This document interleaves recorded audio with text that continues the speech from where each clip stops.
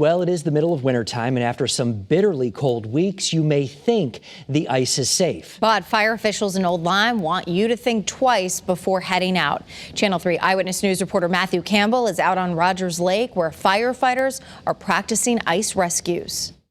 Well, Mark and Aaron, the volunteers at this department say they usually do a real-life ice rescue at least once a year. And this kind of training, this is the stuff that you cannot do over Zoom.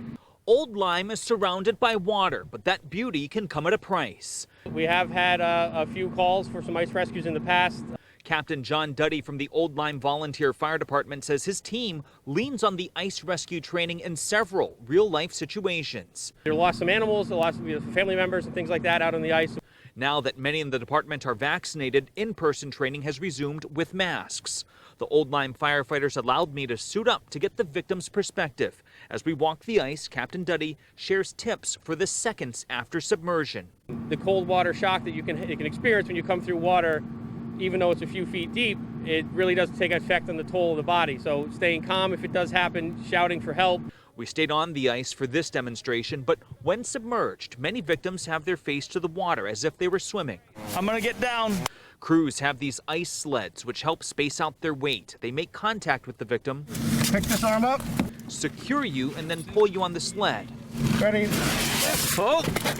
Then a team of firefighters work quickly to pull you back to safety. The entire rescue took less than a minute. Critical when lives are on the line. There's a lot of factors in that, time in the water, temperature of the water, time of the season, so it's hard to really put a timeline on it.